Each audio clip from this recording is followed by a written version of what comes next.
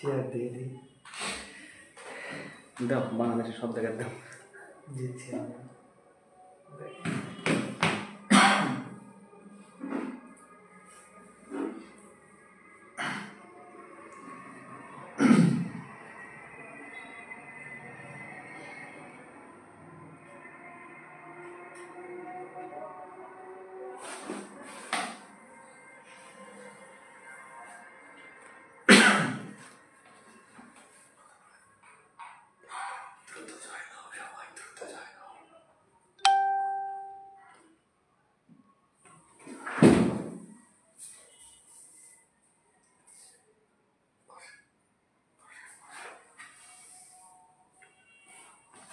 আসুক 15 জন আসুক।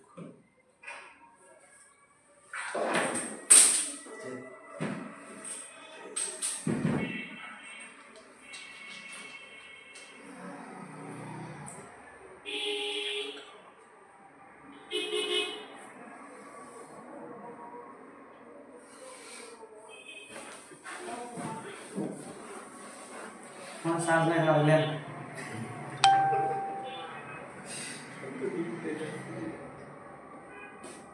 ভাই ওয়াইফাই দিয়ে দিতেছি, তাও দেখতে পারতেছি।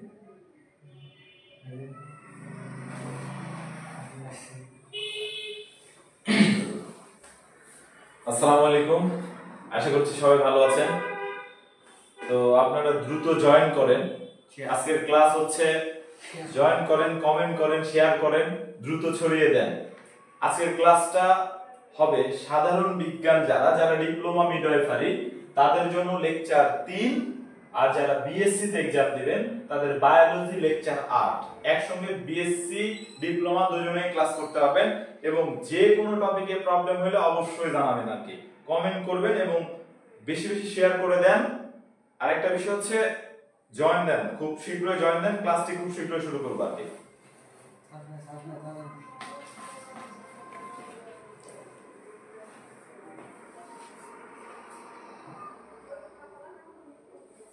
আজকের ক্লাসটি হচ্ছে রক্ত, হৃৎপিণ্ড এগুলো নিয়ে। তো আজকের ক্লাসটা আমরা হচ্ছে পড়ার জন্য করব না, জানার জন্য করব। জানার জন্য মিন্স যে আমাদের শরীরের মধ্যে রক্ত আছে, রক্ত আসলে কি কি করে বা কয় ধরনের রক্ত আছে, রক্তটা সারা দেহে সঞ্চারিত হয় কিভাবে, এগুলো আমি জাস্ট জানার জন্য করব। মানে গল্পের হইতে আমরা পুরো প্রসেসটা করব। আমরা একদম মুখস্থ করব, বই পড়ব বা বইয়ে কি কি আছে এগুলো তথ্য। ইনফ্যাক্ট যদি তুমি জানার জন্য পড়ো দেখবে একটা সময় বইয়ে যা যা আছে তথ্যগুলো আমার হয়ে যাবে। ফার্স্টের দিকে আজকে ক্লাসটা 3টা সেক্টরে বা 3টা পার্টে হবে। ফার্স্টের দিকে এই জায়গা থেকে কি কি জায়গাগুলো ইম্পর্টেন্স বা কোনগুলো বোঝার বিষয় আছে সেগুলো বোঝাবো। দেন এরপরে পিডিএফ থেকে দেখাবো বোঝা বাদ দিয়ে কোন জায়গাগুলো আমাকে মুখস্থ করতে হবে সেটা। আর এরপরে দেখাবো বিগত বছরের কোশ্চেন অ্যানালাইসিস। তাহলে আপনাদের বুঝতে মানে সুবিধা হবে যে আসলে যা পড়লাম এখান থেকে কোশ্চেন আসে কিনা, আর আসলেও কি টাইপের আসে। লাস্টের দিকে কোশ্চেন পার্ট।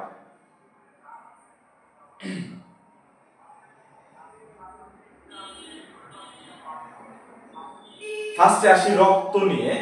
এই যে আমার শরীরে রক্ত আছে, রক্তে যদি কেটে যায় দেখবেন যে প্রথমে সাদা সাদা অংশ বের হয়, তারপরে রক্ত বের হয়। তাহলে রক্তর মধ্যে আসলে দুই ধরনের পদার্থ থাকে, বা রক্তকে ভাঙলে দুই ধরনের পদার্থ পাবো। একটা হচ্ছে রক্ত রস আর একটা হচ্ছে রক্ত কণিকা। তো রক্তকে ভাঙলে যেটা পাওয়া যাবে সেটা দুই ধরনের, একটা হচ্ছে রক্ত রস আর একটা হচ্ছে রক্ত কণিকা। এখন এই রক্তকে ফার্স্টে বলছি রক্ত,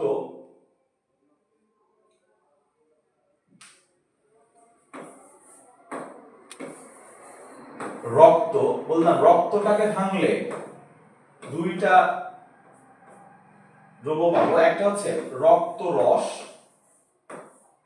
রক্ত রস এইটা থাকে হচ্ছে 55%, আর রক্ত কণিকা থাকে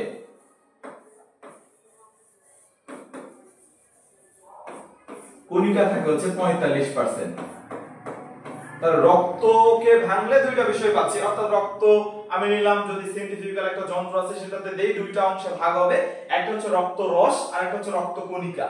তো তো কোশ্চেন এখান থেকে আসলে আসবে রক্ত রস কত পার্সেন্ট থাকে, সেটা হচ্ছে 55%, আর রক্ত কণিকা কত পার্সেন্ট, 45%। তাহলে রক্ত কণিকা আবার কয় ধরনের, সেটা হচ্ছে 3 ধরনের। রক্ত কণিকা কয় ধরনের, 3 ধরনের।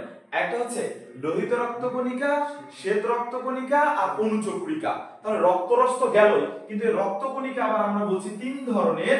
একটু দেখেন, সেটা হচ্ছে আমি আপনাকে বলছি লোহিত রক্ত কণিকা,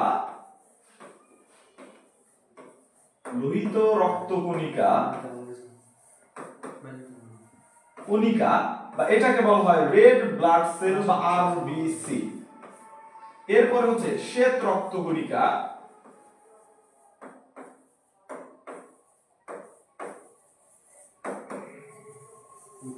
কণিকা বা এটাকে বলা হয় হোয়াইট ব্লাড সেল বা ডব্লিউবিসি। আর লাস্টেরটা হচ্ছে অনুচক্রিকা।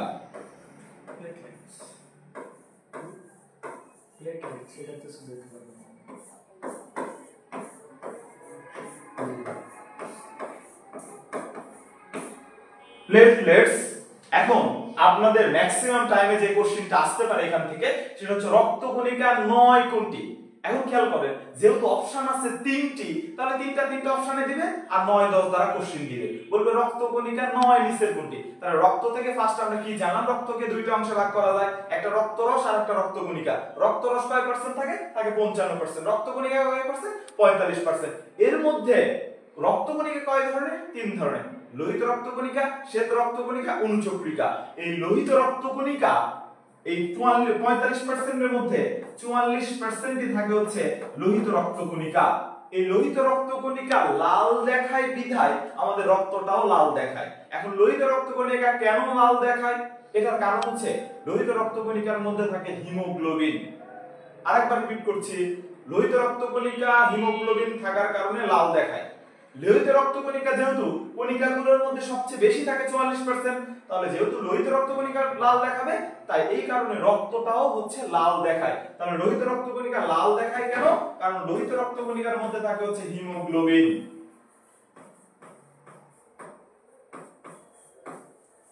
হিমোগ্লোবিন, এই হিমোগ্লোবিন নিয়ে আরেকটু পরে আমি কথা বলতেছি, তবে আপনারা মানে এগুলো তুলেও নিতে পারেন। ইনফ্যাক্ট বইয়ের কোথায় আছে এগুলো সেগুলো দেখা দিব, ইনফ্যাক্ট পরে দাগায় দিব পিডিএফ এ কোন জায়গাগুলো আমরা পড়ব। তাহলে এরপরে দেখেন লোহিত রক্ত কণিকা কেন লাল দেখায়, কারণ লোহিত রক্ত কণিকার মধ্যে থাকে হিমোগ্লোবিন। হিমোগ্লোবিন যেহেতু থাকে, তাহলে লোহিত রক্ত কণিকা বেশি থাকে, তাহলে লোহিত রক্ত কণিকা লাল দেখায়, বিধায় রক্তও আমাদের লাল দেখায়। এখন হিমোগ্লোবিন যদি একটা কোশ্চেন খুবই আসে, সেটা হচ্ছে হিমোগ্লোবিনের পরিমাণ কমে গেলে কি হবে। এই কোশ্চেনটার অ্যানসার আমরা কিভাবে দিব, যদি হিমোগ্লোবিনের পরিমাণটা কমে যায়। হিমোগ্লোবিন কমে যাওয়া মানে কি, কমে যাওয়া এই লোহিত রক্ত কণিকাটা কমে যাওয়া। এখন লোহিত রক্ত কণিকাও যদি কমে যায়, এখন রক্ত কণিকার মধ্যে 44%ই থাকে লোহিত রক্ত কণিকা, তাহলে লোহিত রক্ত কণিকা কমে যাওয়া মানে রক্তর পরিমাণটাও কমে যাওয়া, অর্থাৎ রক্ত শূন্যতা দেখা দেওয়া। তাহলে রক্ত শূন্যতা কেন দেখা যায়, কারণ লোহিত রক্ত কণিকা কমে যায়। লোহিত রক্ত কণিকা কেন কমে যায়, কারণ হিমোগ্লোবিন কমে যায়। হিমোগ্লোবিন কমে যাওয়া মানে লোহিত রক্ত কণিকা কমে যাওয়া, লোহিত রক্ত কণিকা কমে যাওয়া মানে রক্ত কমে যাওয়া। তাহলে তখন কি হবে, সেটা হবে হচ্ছে রক্ত শূন্যতা বা অ্যানিমিয়া, এটাকে আমরা বলছি। তাহলে হিমোগ্লোবিনের পরিমাণ কমে গেলে, হিমোগ্লোবিন এর পরিমাণ কমে গেলে কি হয়, সেটা হচ্ছে রক্ত শূন্যতা দেখা দেয়। রক্ত শূন্যতা দেখা দেয়। এই রক্ত শূন্যতাকে ইংলিশে আবার আমরা বলছি অ্যানিমিয়া। অ্যানিমিয়া।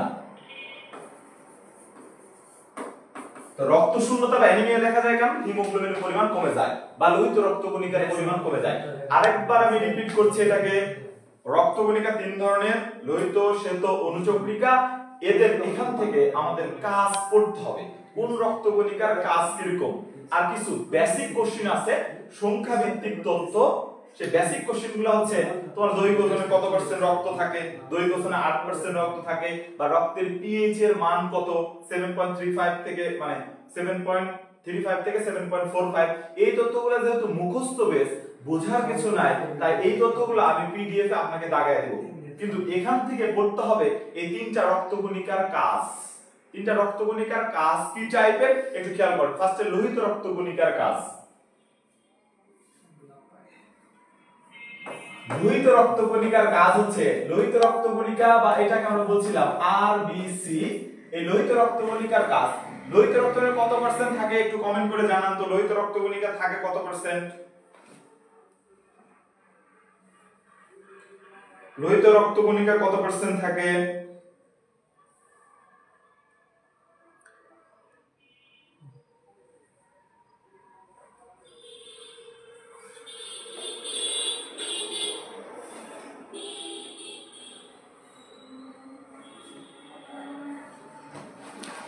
বলেন নিউরনের কে কোন শাখা থেকে আসো? আপনারা নিউরনের কে কোন শাখা থেকে আছেন অবশ্যই কমেন্ট করে জানান। যে নিউরন যে সারা বিশ্বে মানে সারা দেশে ছড়িয়ে গেছে এটা আমাদের জানার বিষয়। সারা দেশে 61টা ব্রাঞ্চে নিউরনের শাখা রয়েছে, 61টা জেলাতে আর কি। তো 61টা জেলাতে যে আছে সারা বাংলাদেশ যে নিউরন ছড়িয়ে পড়ছে একটা ব্র্যান্ড হিসেবে, এইটাও আমাদের জানার বিষয় আছে। অনলাইন ব্যাচগুলো কেমন হচ্ছে, অফলাইন অনলাইন দুইটাই একসঙ্গে এগিয়ে চলছে। তো অনলাইন ব্যাচগুলো কেমন লাগছে এবং কে কোথায় থেকে আছেন অবশ্যই জানান।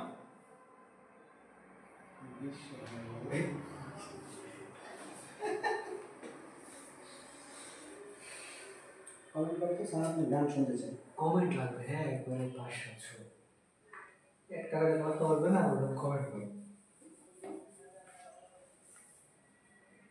হ্যাঁ শুনছি, মানে দেখছি শায়লা কুরাইশি ঠাকুরগা থেকে, নাহিদ হাসান ঠাকুরগা থেকে, তৃষা রাজশাহী শাখা থেকে, এরপরে দিনাজপুর থেকে, উত্তরা থেকে, নওগাঁ থেকে, আমার বাসাও কিন্তু নওগাঁতে আর কি। নওগাঁ থেকে কে কে আছেন অবশ্যই কমেন্ট করে জানান, তাদের সাথে পরিচিত হইতে চাই। আপনার বাসা বরিশাল, বরিশাল।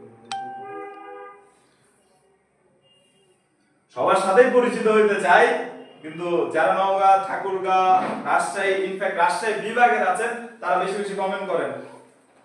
কে কে রাজশাহী বিভাগ থেকে শুনছেন? রংপুর, রিনু বলছে দিনাজপুর, শিমলা বলছে নীলফামারী, ময়মনসিংহ, সারা দেশ থেকে আছেন। তাহলে খেয়াল করেন, আরেকবার বলছি, ম্যাক্সিমাম অ্যানসার দিয়েছেন 44%। তাহলে লোহিত রক্তকণিকা আছে বলছি 44%, রক্তকণিকা ছিল 45%, লোহিত রক্তকণিকা আছে 44%। তাহলে লোহিত রক্তকণিকা কণিকাগুলোর মধ্যে কেমন প্রধান বা বস? তাহলে লোহিত রক্তকণিকার কাজ করব আমরা বস দ্বারা। তাহলে লোহিত রক্তকণিকার কাজ করব হচ্ছে বস দ্বারা, বস। তাহলে লোহিত রক্তকণিকা কণিকাগুলোর মধ্যে বস, কারণ এটা 44% থাকে। তাহলে বস দ্বারা কি কি, সেটা হচ্ছে বতে এইটা বিলিরুবিন বিলিভার্ডিন তৈরি করে, বিলিরুবিন ও বিলিভার্ডিন তৈরি করে।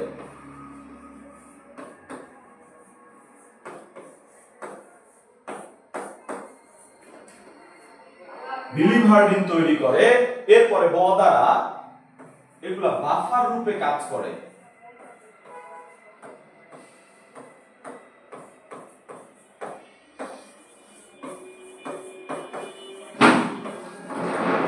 বাফার রূপে মিন্স হচ্ছে অম্ল ক্ষারের ভারসাম্য রক্ষা করে, অম্ল ক্ষারের ভারসাম্য রক্ষা করে।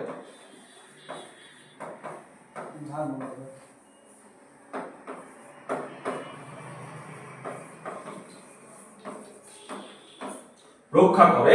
তাহলে বিলিরুবিন বিলিভার্ডিন তৈরি করে, বাফার রূপে কাজ করে, আর সতে সান্দ্রতা রক্ষা করে, সান্দ্রতা রক্ষা করে, সান্দ্রতা রক্ষা করে,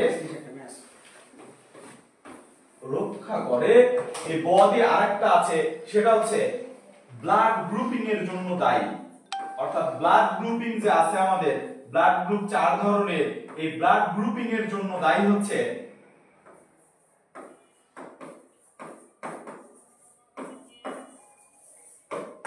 তাহলে বললাম রক্তকণিকা 45%, এর মধ্যে লোহিত রক্তকণিকা 44%, তার মানে এটা বস। তাহলে এটা কাজ করব আমরা বস দ্বারা। বতে বিলিরুবিন বিলিভার্ডিন তৈরি করে, বাফার রূপে কাজ করে, বতে ব্লাড গ্রুপিং এর জন্য দায়ী। তাহলে এগুলা যদি পড়ে তোমাকে কোশ্চেন কিভাবে বলা হবে, বলা হবে যে বিলিরুবিন বিলিভার্ডিন তৈরি করে নিচের কোন কণিকা, অথবা তোমাকে বলবে ব্লাড গ্রুপিং এর জন্য দায়ী নিচের কোন কণিকা, অথবা তোমাকে বলবে লোহিত রক্তকণিকার কাজ সম্পর্কে নিচের কোন তথ্যটি সঠিক, বা মিথ্যা এই টাইপের কোশ্চেন। তাহলে আমাকে কাজগুলা রিডিং করতে হবে, মুখস্থ রাখতে হবে যে কাজগুলা কি। তাহলে মুখস্থ রাখবো বস দ্বারা বিলিরুবিন বিলিভার্ডিন তৈরি করে, বাফার রূপে কাজ করে, আর হচ্ছে ব্লাড গ্রুপিং এর জন্য দায়ী, আর সতে সান্দ্রতা রক্ষা করে। এই কয়টা হচ্ছে লোহিত রক্তকণিকার কাজ। একবার দেখে নেন এবং সঙ্গে সঙ্গে লিখেও নেন।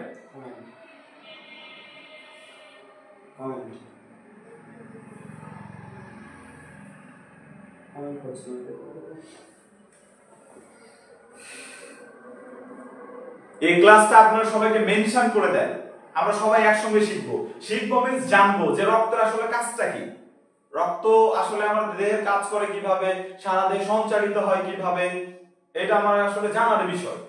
এটা আসলে যে মুখস্থ করব বা বই পড়বো এরকম না। আমি যদি হচ্ছে জানি না যে আসলে রক্ত কিভাবে যায়, কোথা থেকে আসে, এটা তো আমার শরীরের বিষয়, তাহলে ইন্টারেস্ট থাকতেই পারে সেটার জন্য। ইনফ্যাক্ট তোমাকে বলা হয় ব্রেনের জিম কি, যদি বলা হয় জিম করি বডির জন্য, ব্রেনের জিম কি? ব্রেনের জিম হচ্ছে কোন একটা কঠিন কোন বিষয় নিয়ে থিংকিং করা, ভাবা, সেই বিষয়টা সলভ করা। তাহলে আমার রক্ত কোথায় থেকে কোথায় যাচ্ছে, এগুলো কঠিন বিষয়গুলো নিয়ে যখন আমি থিংকিং করব, ভাববো, দেখবো, তাহলে ব্রেনের জিমও হয়ে যাবে আর কি এর সঙ্গে সঙ্গে। বলছি সবাইকে মেনশন করে দেন, আমরা সবাই একসঙ্গে ক্লাসটা করতে চাই। যশোরগঞ্জে ভাইয়া বই তুমি ভালো আছে।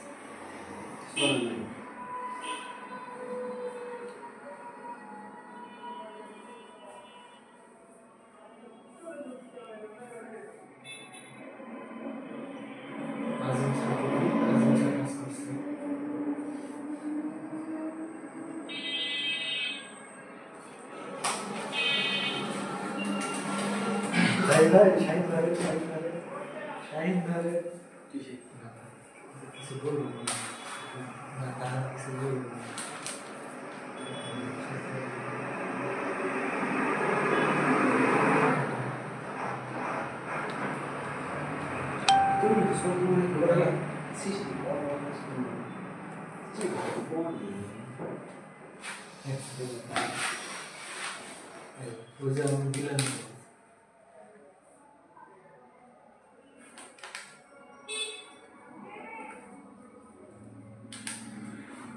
ঠিক আছে, আবার দেখেন, আমি কোনো বিষয় না বুঝতে পারলে কমেন্ট করেন, আমি এক পড়া আরেকবার পড়াবো, কোনো সমস্যা নাই। প্রিভিয়াস কোনো স্লাইড যদি থাকে আমি আরেকবার বলবো, এক পড়া বারবার রিপিট করছি। তাহলে ফার্স্টের দিকে আমি আরেকবার বলছি, প্রথম থেকে ফার্স্টের দিকে আমরা পড়ছিলাম যে হচ্ছে রক্ত দুইটা অংশে বিভক্ত, একটা রক্তরস আর একটা রক্তকণিকা। রক্তরস থাকে 55%, রক্তকণিকা 45%। এই রক্তকণিকা তিনটা ভাগে বিভক্ত, লোহিত, শ্বেত, অনুচক্রিকা। এই লোহিত রক্তকণিকার মধ্যে থাকে হিমোগ্লোবিন, যেহেতু হিমোগ্লোবিন লাল তাই লোহিত রক্তকণিকা লাল, আর লোহিত রক্তকণিকা লাল থাকায় রক্তটাও লাল দেখায়। এখন রক্তকণিকার মধ্যে 44% হচ্ছে থাকে লোহিত রক্তকণিকা। তাহলে এই লোহিত রক্তকণিকার গুলোর মধ্যে প্রধান বা বস। তো এরপরে খেয়াল করেন, হিমোগ্লোবিনের পরিমাণ কমে যাওয়া মানে কি হয়? লোহিত রক্তকণিকা কমে যাওয়া। তাহলে লোহিত রক্তকণিকা কমলে রক্ত শূন্যতা দেখা যাবে বা অ্যানিমিয়া হবে। এরপরের স্লাইডে যেটা বলছি সেটা হচ্ছে লোহিত রক্তকণিকার কাজ মনে রাখো, বস দ্বারা বতে বিলিরুবিন বিলিভার্ডিন তৈরি করে, বাফার রূপে কাজ করে, অম্লক্ষারের ভারসাম্য রক্ষা করে। যেটা বাফার রূপে বলছি এটা আসলে অম্লক্ষারের ভারসাম্য রক্ষা করে, আর ব্লাড গ্রুপিং এর জন্য দায়ী ব দ্বারা। এরপরে স দ্বারা হচ্ছে সান্দ্রতা রক্ষা করে। এই কয়টা হচ্ছে তাদের কাজ। এখন কথা হচ্ছে যে এরপরে আমরা দেখবো, যেহেতু লোহিত রক্তকণিকা পড়া শেষ, এরপরে দেখবো শ্বেত রক্তকণিকার কাজ কি। শ্বেত রক্তকণিকা থেকে আসলে পরে শ্বেত রক্তকণিকার প্রকারভেদ, কিভাবে প্রকারভেদ পড়ে আপনারা আগে দেখেন, বুঝতে না পারলে অবশ্যই কমেন্ট করে জানান। এরপরে বললাম শ্বেত রক্তকণিকা।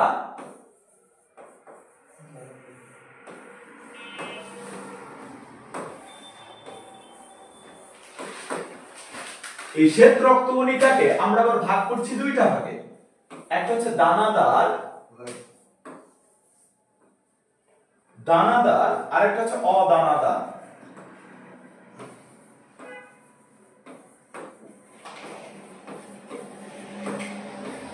অদানাদার দানা মানে যাদের মধ্যে দেখবে কয়েকটা আগে আমি ভাগ করে নেই, তারপর আপনাকে বলছি। দানাদার এর নামের শেষে এইটাকে আবার ভাগ করছি তিনটা ভাগে।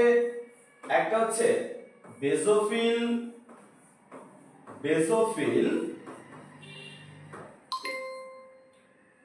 নিউট্রোফিল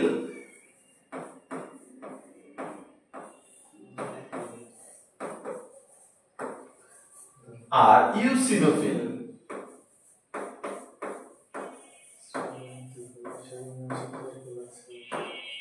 ইউসিনোফিল দেখেন যাদের নামের শেষে এরপর লিখবো অদানাদার। অদানাদার হচ্ছে দুইটা, একটা হচ্ছে মনোসাইট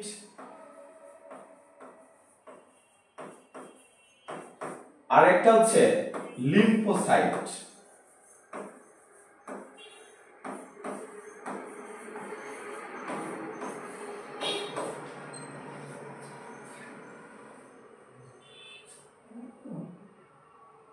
দেখেন খেয়াল করেন যে বলছি শ্বেত রক্তকণিকা দুইটা ভাগে ভাগ করা যায়, একটা হচ্ছে দানাদার আর একটা হচ্ছে অদানাদার। দানাদার মানে নামের শেষে প্রতিটার দেখেন ফিল আছে। ফিল মানে পূর্ণ, পূর্ণ মানে হচ্ছে দানাযুক্ত।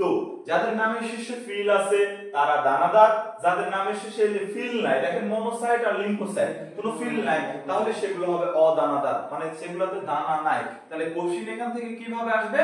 কোশ্চেন আসবে নিচের কোনটি দানাদার শ্বেত রক্তকণিকা। তাহলে আপনাকে অপশনগুলোর মধ্যে খেয়াল করতে হবে দানাদার মানে ফিল থাকবে, তাহলে নামের সাথে ফিল আছে কিনা। যদি বেসোফিল, নিউট্রোফিল, ইউসিনোফিল হয় তাহলে সেটা দানাদার হবে। আর যদি এগুলো না থাকে যেমন মনোসাইট, লিম্ফোসাইট, যে কোনো একটা মুখস্থ করবেন। সেটা হচ্ছে যদি এই তিনটা মুখস্থ করা তো লাগবেই না, কারণ হচ্ছে আছে নামের শেষে ফিল। ফিল মানে পূর্ণ, পূর্ণ মানে সেটা দানাদার শ্বেত রক্তকণিকা। আর বাকি দুইটা মনোসাইট আর লিম্ফোসাইট সেগুলো হচ্ছে অদানাদার শ্বেত রক্তকণিকা। লিখে ফেলেন।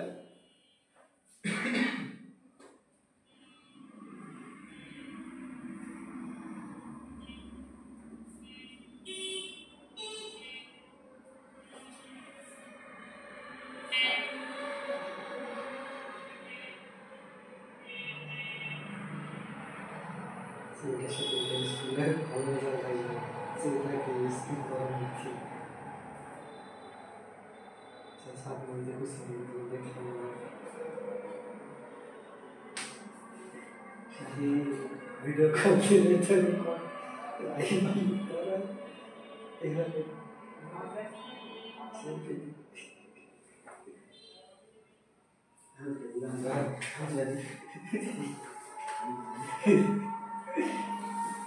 এরপর খেয়াল করেন যেমন মনে কোশ্চেন জাগতেই পারে যে কেটে গেলে রক্ত জমাট বাঁধে কিন্তু শরীরের মধ্যে রক্ত জমাট বাঁধে না কেন?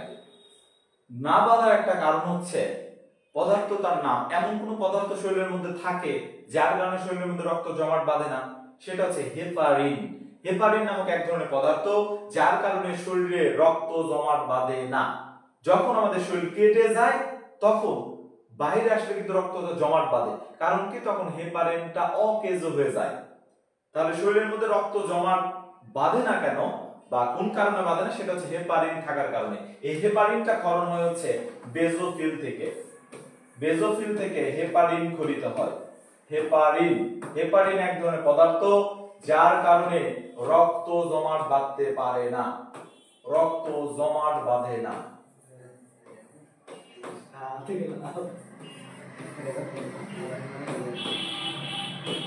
তাহলে আপনার কোশ্চেন করতে পারে রক্ত জমাট বাঁধে না কোনটির কারণে, সেটা হচ্ছে হেপারিন থাকার কারণে। হেপারিন কোথায় থেকে নিঃসরণ হয়? সেটা হচ্ছে বেসোফিল থেকে নিঃসরণ হয়। তাহলে হেপারিন কোথায় থেকে নিঃসরণ হয়? বেসোফিল থেকে। এবং হেপারিন থাকার কারণে রক্ত জমাট বাঁধে না, শরীরের মধ্যে রক্ত জমাট বাঁধে না বা ধমনীর মধ্যে রক্ত জমাট বাঁধে না, এর কারণ কি? হেপারিন থাকে তাই। আর বলা হয় শ্বেত রক্তকণিকাকে দেহরক্ষী, মানে গার্ড আর কি। এখন একটা রুমে আপনি প্রবেশ করবেন, জীবাণু প্রবেশ করবে, এখন তাদেরকে বাধা দিতে হবে। তো বাধাটা যে রক্তকণিকা দেয় সেই রক্তকণিকার নাম হচ্ছে শ্বেত রক্তকণিকা। তাই শ্বেত রক্তকণিকাকে আমরা বলি দেহরক্ষী, মানে দেহকে জীবাণু থেকে রক্ষা করে। তাই শ্বেত রক্তকণিকাকে বলি দেহরক্ষী। এই যে মনোসাইট আর নিউট্রোফিল এই দুইটা ফ্যাগোসাইটোসিস প্রক্রিয়ায় জীবাণু ভক্ষণ করে, জীবাণু ধ্বংস করে বা জীবাণু ভক্ষণ করে। তাহলে খেয়াল করেন বলছি এগুলারও কাজ করতে হবে। কোনটার কাজ কি? অ্যাট লিস্ট এই দুইটা তো এখান থেকে পড়বেনই, বাকিগুলা এই দুইটা সবচেয়ে বেশি ইম্পর্টেন্ট আর কি। কেন দেহরক্ষী বলা হয়? কারণ শরীরের মধ্যে যে জীবাণু প্রবেশ করবে প্রথমে বাধা দিবে শ্বেত রক্তকণিকা। শ্বেত রক্তকণিকার কোন দুইটা কণা? সেটা হচ্ছে নিউট্রোফিল আর মনোসাইট। এগুলা এই জীবাণুকে ভক্ষণ করে। যেহেতু জীবাণুকে ভক্ষণ করে তাহলে দেহকে রক্ষা করলো, এই কারণে এটাকে বলা হয় দেহরক্ষী। আর দেহের মধ্যে রক্ত জমাট বাঁধে না কেন? সেটা হচ্ছে হেপারিন থাকার কারণে। হেপারিন যেহেতু পরে বাতাসের সংস্পর্শে আসলে অকেজো হয়ে যায়, তাই কেটে গেলে রক্ত জমাট বাঁধে, কারণ সেক্ষেত্রে হেপারিনটা নষ্ট হয়ে যায়। তাহলে লেখা শেষ হইলে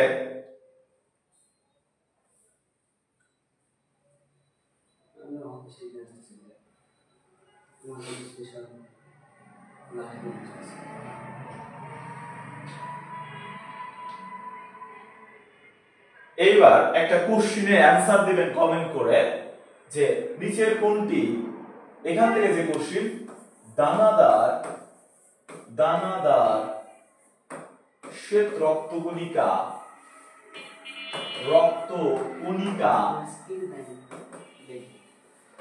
নয় কোনটি? ক নম্বরে আমি আপনাকে বলছি নিউট্রোফিল,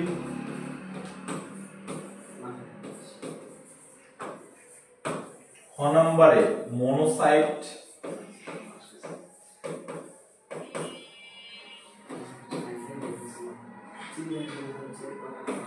বেজোফিল,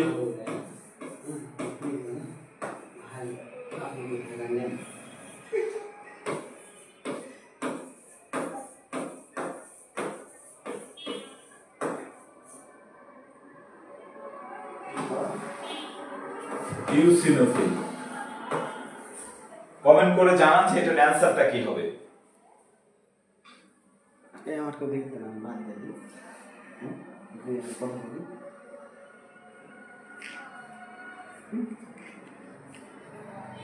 দেখতে আমার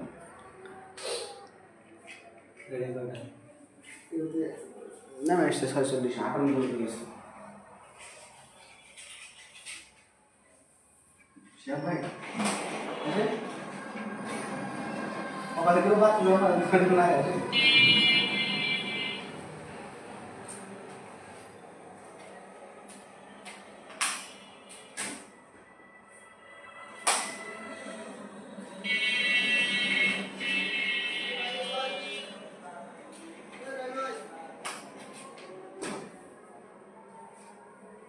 পরিচালক স্যার আসছে আমার স্যার তুহিন স্যার। তাহলে আপনাদেরকে ধন্যবাদ। শিরিন আক্তার বলছে বি, দিশা বলছে খ, ইশরাত জাহান ইশরাত বলছে খ, আতিয়া বলছে খ, ফামিদা বলছে খ, তৃষা বলছে খ, তৌফিক আহমেদ তরুণ বলছে খ। ম্যাক্সিমাম সঠিক অ্যানসার দিয়েছে। গ বলছে একজন সাকিব আহমেদ বলছে বেজোফিল। এটা আসলে আপনি খেয়াল করেন, বলছি দানাদার শ্বেত রক্তকণিকা নয় বলছি, এখানে কিন্তু হ্যাঁ বলি নাই, বলছি দানাদার শ্বেত রক্তকণিকা নয়। তার মানে দানাদার আমি কি দ্বারা দেখবো? সেটা হচ্ছে ফিল দ্বারা। তাহলে ম্যাক্সিমাম নামের শেষে যে ফিল আছে, ফিল আছে, ফিল আছে, তাহলে প্রতিটাতে ফিল যেহেতু আছে, ফিল মানে পূর্ণ, পূর্ণ মানে দানাদার, কিন্তু আমি কোশ্চেনে বলছি নয় কোনটি। তাহলে এই দিকটা হচ্ছে দানাদার শ্বেত রক্তকণিকা, নয় হচ্ছে মনোসাইট। অ্যানসার করতে হবে আমাকে মনোসাইটে।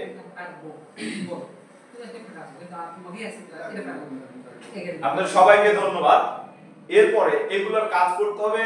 দেন এরপরে আমরা পড়ব অনুচক্রিকার কাজ। অনুচক্রিকার কাজ। তবে আপনাদেরকে একটা কোশ্চেন দিচ্ছি, কমেন্ট করে আপনারা জানান যে কোনটির কারণে রক্ত শূন্যতা দেখা যায়? কোনটির কারণে রক্ত শূন্যতা দেখা যায়? খুলে দাও সব শুনুন। এক মিনিট এই যে মশা বুঝে লিখছে বলে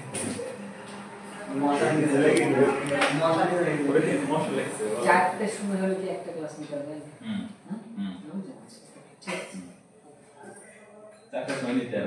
আজকে সারাদিন বসে আছি, বুঝতে পারছি আপনার কথা।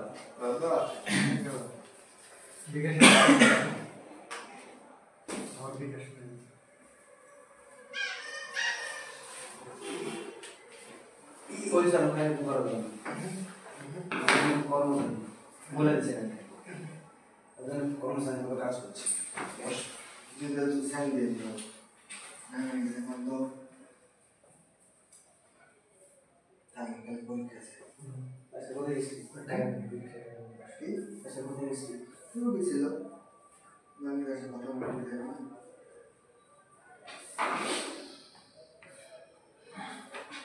টাকা দিয়ে আমি জানি বলতে মেসেজ পাঠাবো আপনার কাছে আগে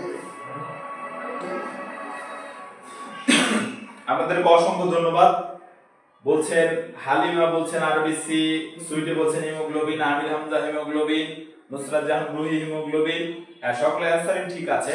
হিমোগ্লোবিনের কারণে লোহিত রক্তকণিকা, হিমোগ্লোবিন কমে গেলে লোহিত রক্তকণিকা কমে যাওয়া মানে রক্ত কমে যাওয়া, অর্থাৎ রক্ত শূন্যতা দেখা দিবে। এরপরে রক্তের প্রসেসটা আমাকে জানতে হবে। অনুচক্রিকার কাজ যেটা, সেটা হচ্ছে অনুচক্রিকার কাজ এটা রক্ত জমাট বাঁধায়।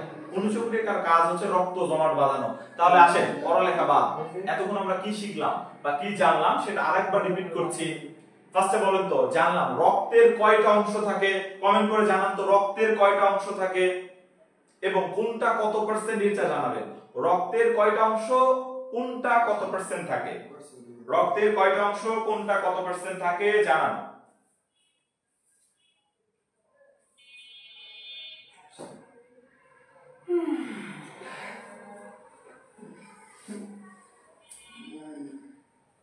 মায়মুনা বলছে 2টা, শাহজাদি বলছে 2টা, রিফা তামান্না 2টা। বলছি কোনটা কত পার্সেন্ট?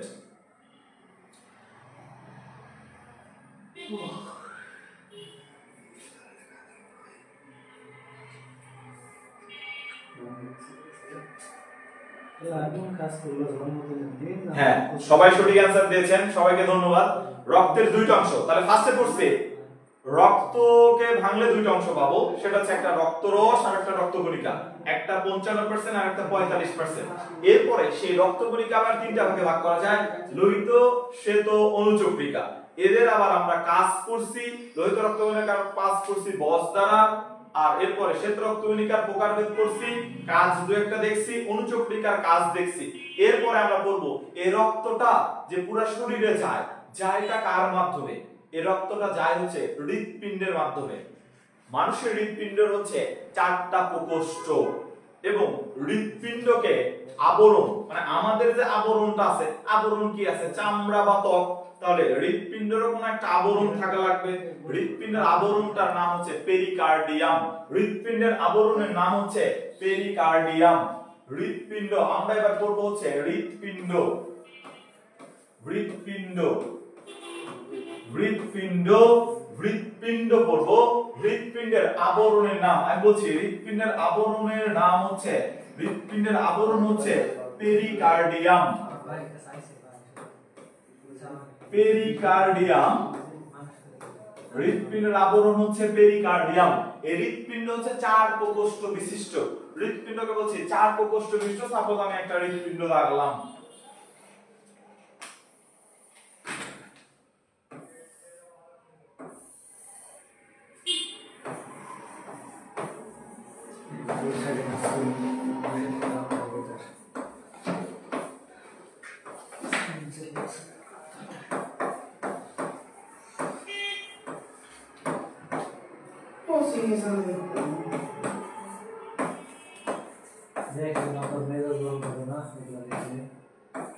আপনি থাকতে পারবেন কিছু না করলে।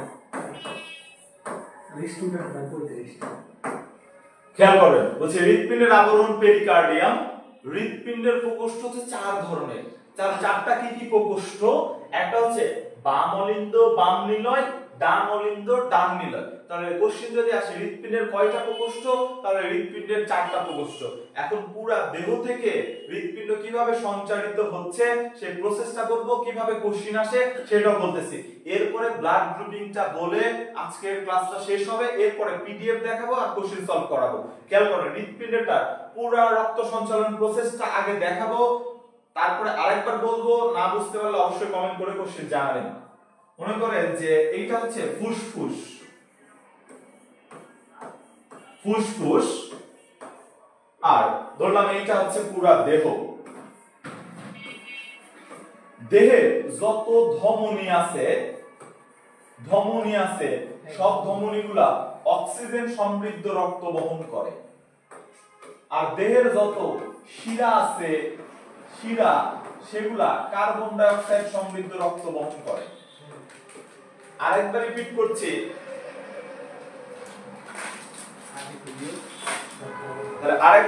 করছি, যে দেহের যত শিরা আছে সেগুলা রক্ত বহন করে কার্বন ডাই অক্সাইড সমৃদ্ধ, আর দেহের যত ধমনী আছে সেগুলা বহন করে অক্সিজেন সমৃদ্ধ রক্ত।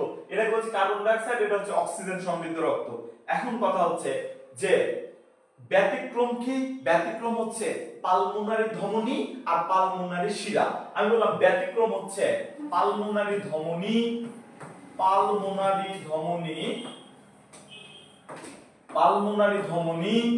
তাহলে ধমনী করে অক্সিজেন সমৃদ্ধ রক্ত, কিন্তু যখন বলবে পালমোনারি ধমনী তখন কিন্তু এটা বিপরীত হয়ে যাবে, তখন হবে কার্বন ডাই অক্সাইড সমৃদ্ধ রক্ত। তাহলে যদি পালমোনারি শিরা বলে তাহলে হবে অক্সিজেন সমৃদ্ধ রক্ত। তাহলে যদি কোশ্চেন আসবে এখান থেকে কিভাবে, তোমাকে বলবে ধমনী কি সমৃদ্ধ রক্ত নিয়ে যায়, তাহলে ধমনী যদি বলে শুধু তাহলে হবে অক্সিজেন সমৃদ্ধ রক্ত নিয়ে যায়। কিন্তু যদি বলে আপনাকে পালমোনারি ধমনী অর্থাৎ এই ফুসফুসীয় ধমনী যদি বলে তাহলে হবে বিপরীতটা। ফুসফুসীয় ধমনী বললে তখন হবে কার্বন ডাই অক্সাইড, যদি বলে শিরা কি সমৃদ্ধ, কার্বন ডাই অক্সাইড সমৃদ্ধ। আর ফুসফুসীয় শিরা যদি বলে বা পালমোনারি শিরা যদি বলে তাহলে অক্সিজেন সমৃদ্ধ। এখান থেকে প্রচুর কোশ্চেন আসে আর কি, যে ধমনী কি সমৃদ্ধ নিয়ে যাবে আর শিরা কি সমৃদ্ধ নিয়ে যাবে।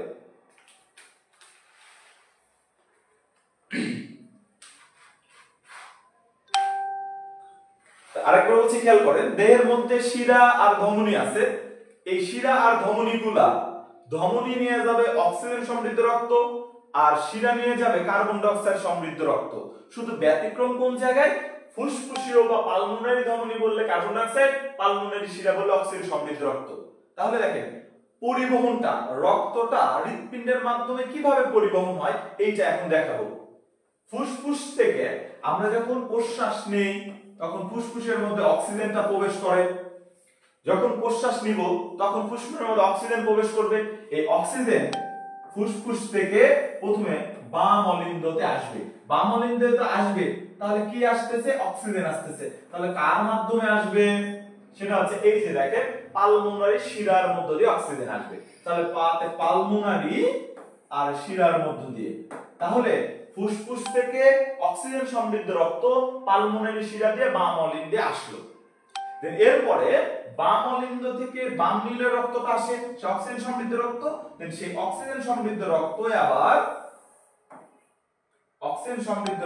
আবার কার মাধ্যম দিয়ে যাবে, এবার তো আর ফুসফুসের সঙ্গে রিলেটেড নাই, এবার হৃৎপিণ্ডের সঙ্গে রিলেটেড। তাহলে অক্সিজেন সমৃদ্ধ রক্ত কার মাধ্যম দিয়ে, এবার ধমনীর মাধ্যম দিয়ে যাবে। এতটুকু আরেকবার বলছি, খেয়াল করেন, প্রশ্বাসের মাধ্যমে আমি অক্সিজেন নিলাম ভিতরে, নেওয়ার পরে এই অক্সিজেন সমৃদ্ধ রক্তটা বাম অলিন্দে, হৃৎপিণ্ডের 4 প্রকোষ্ঠ, তাহলে 4টা প্রকোষ্ঠের মধ্যে বা 4টা মনে করেন যে রুম আছে, 4টা রুমের মধ্যে একটার নাম বাম অলিন্দ, নিচেরটার নাম বাম নিলয়, উপরেরটার ডান অলিন্দ, ডান নিলয়। তাহলে এই অক্সিজেন সমৃদ্ধ রক্ত পালমোনারি শিরা দ্বারা আগে বাম অলিন্দে প্রবেশ করবে, তারপরে বাম নিলয়, সেখান থেকে আবার অক্সিজেন সমৃদ্ধ রক্ত এই যে দেখেন ধমনী, তাহলে ধমনীর মধ্যে দিয়ে কোথায় যাচ্ছে, পুরা দেহে ছড়িয়ে যাচ্ছে। এরপর আপনাদের দেহে কি ঘটবে, দেহে রুমি আছে বলতে রুমি ট্রান্সলেট মার হয়ে গেছে। খেয়াল করেন, কেন আর দুই না বলছি দেহের মধ্যে, পুরা দেহে ছড়িয়ে যাবে। দেহের মধ্যে রাসায়নিক ক্রিয়া বিক্রিয়া হবে, খাবারের জারণ ঘটবে, খাবারের জারণ ঘটার ফলে এই দেহের মধ্যে কার্বন ডাই অক্সাইড সৃষ্টি হবে, কার্বন ডাই অক্সাইডের সৃষ্টি হবে। এই কার্বন ডাই অক্সাইডে কার মাধ্যমে তাহলে যাবে, কিছুক্ষণ আগে আমি বলছি কার্বন ডাই অক্সাইড শিরার মধ্য দিয়ে ডান অলিন্দে আসবে, ডান অলিন্দে আসার পরে ডান নিলয়ে আসবে, ডান নিলয় থেকে আবার রক্ত এই যে ফুসফুসে যাবে কার্বন ডাই অক্সাইড কার মাধ্যম দিয়ে, এবার হচ্ছে পালমোনারি ধমনী দ্বারা, পালমোনারি ধমনী দ্বারা এই যে ফুসফুসে যাবে, দেন কার্বন ডাই অক্সাইড আমরা ফুসফুস থেকে বাইরে বের করে দেই। পুরো প্রসেস আরেকবার বলতেছি, তারপরে না বুঝলে কমেন্ট করেন। পুরো প্রসেস বলতেছি, অক্সিজেন আগে আমরা ফুসফুসে নেই, নেওয়ার পরে অক্সিজেন সমৃদ্ধ রক্ত বাম অলিন্দে আসে, দেন বাম নিলয়, তারপরে ধমনীর মাধ্যম দিয়ে পুরো দেহে ছড়িয়ে পড়ে। এরপরে দেহেতে খাবারের রাসায়নিক ক্রিয়া বিক্রিয়া হয়, জারণ হয়, কার্বন ডাই অক্সাইড তৈরি করে। কার্বন ডাই অক্সাইড আবার শিরা দিয়ে ডান অলিন্দে আসে, ডান নিলয় আসে, দেন সেখান থেকে আবার কার্বন ডাই অক্সাইড ফুসফুসে যায়, দেন আমরা এর মাধ্যমে বের করে দেই বাইরে। তাহলে অক্সিজেন প্রবেশ করায় আর কার্বন ডাই অক্সাইড বের হয়ে যায়। কিভাবে বের হয়ে যায়? এই যে অক্সিজেন প্রবেশ করার পরে দেন হৃৎপিণ্ড আসে, হৃৎপিণ্ড থেকে দেহতে যায়, দেহ থেকে আবার কার্বন ডাই অক্সাইড উৎপন্ন হয়ে হৃৎপিণ্ডের মাধ্যম দিয়ে ফুসফুস দিয়ে বের হয়ে যায়। এরপরেও যদি না বোঝেন কোশ্চিন কিভাবে আসবে, কোশ্চিন আমি আপনাকে দুই একটা দেখাচ্ছি এখান থেকে, যে কোশ্চিন আসলে আসে কিভাবে এখান থেকে। আপনারা এটা একবার আগে দেখে নেন এবং তুলে নেন। আচ্ছা, তো কাটতে সমস্যা হবে, এভাবে বলতে হতো। এখনকার টপিক ওভাবে বলতে হতো, কাটতে সুবিধা।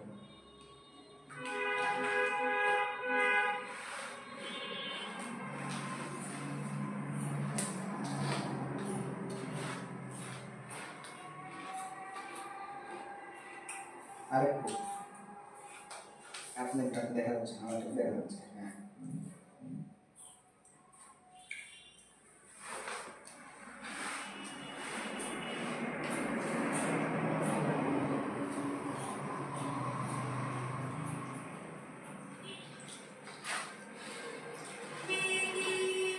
হ্যাঁ, আরেকবার আমি রিপিট করছি এটা, তারপরে এখান থেকে কোশ্চেন দেখাবো।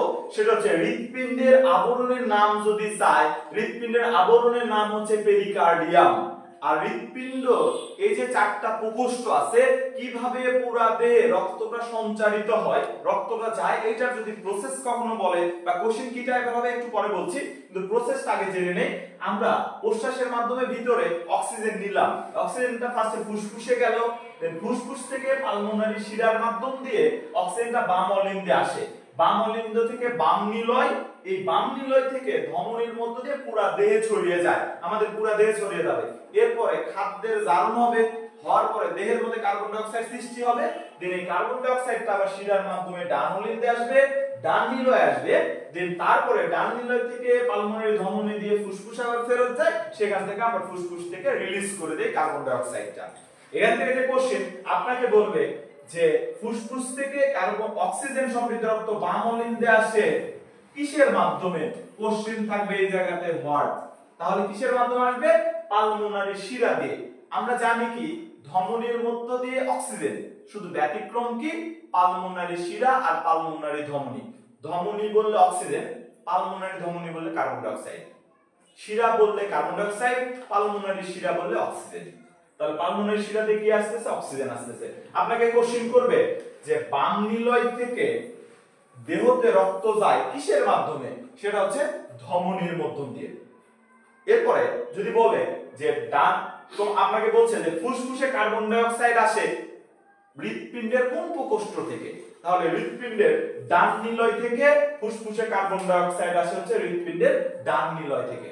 তাহলে আরেকবার বলেন, হৃৎপিণ্ড কয় প্রকোষ্ঠ বিশিষ্ট? 4টা।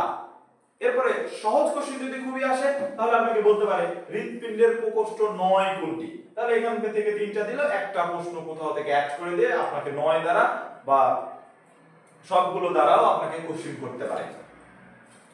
এরপরে করব রক্তের গ্রুপ, তারপরে আমরা বই দেখবো আর কি।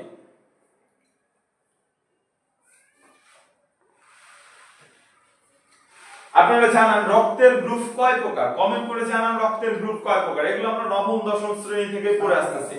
রক্তের গ্রুপ কয় প্রকার কমেন্ট করে জানান, এবং কি কি রক্তের গ্রুপ কি কি এবং রক্তের গ্রুপ কয় প্রকার এইটা কমেন্ট করে জানান। আমরা এরপরে পড়বো, বললাম রক্তের গ্রুপ। রক্তের গ্রুপ, রক্তের গ্রুপ।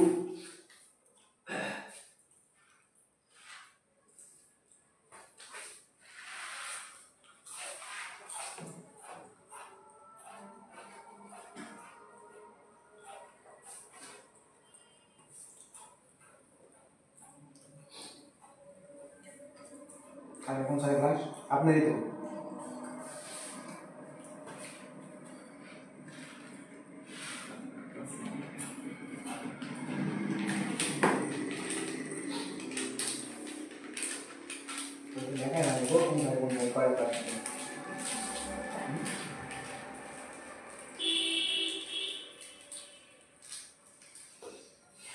নেওয়া বিক্রি হবে 5,000 টাকা রিসিভ করছেন না 10টা ক্লাসে পেমেন্ট দিয়ে দেন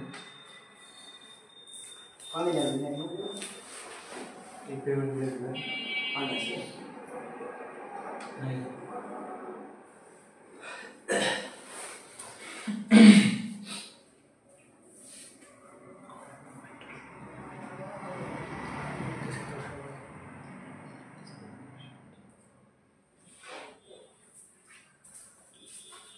ঠিক আছে, আপনাদেরকে ধন্যবাদ। খেয়াল করেন, বলছে হালিমা বলছে 4 প্রকার, তহিদা 4 প্রকার, মৌমিতা 4 প্রকার, শাহজাদি 4 প্রকার, এবিও, সিনথিয়া, তারপরে তহিদা খাতুন, রিপা আক্তার, নাহিদ হাসান, আমির হামজা, রিপা আক্তার, সবাইকে অসংখ্য ধন্যবাদ। আপনারা সবাই সঠিক বলেছেন আর কি। তাহলে রক্তের গ্রুপ হচ্ছে 4 প্রকার। রক্তের গ্রুপ হচ্ছে 4 প্রকার। সেটা হচ্ছে একটা হচ্ছে এ বি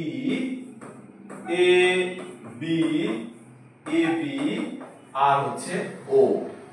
এরপর আপনারা জানান যে কাকে সার্বজনীন দাতা বলা হয়, অর্থাৎ কোন রক্তের গ্রুপটা সবাইকে রক্ত দিতে পারবে। কাকে, কোন রক্তের গ্রুপটাকে সার্বজনীন দাতা বলা হয়, কোন রক্তের গ্রুপটাকে সার্বজনীন দাতা বলা হয়, আপনারা কমেন্ট করে জানান। আজকের অ্যানসারগুলো আপনাদের থেকে নিব, এগুলো নবম দশম শ্রেণীতেও পড়ে আসা। ইনফ্যাক্ট আপনাদের অবশ্যই জানা উচিত কোন রক্তের গ্রুপটাকে সার্বজনীন দাতা বলা হয়।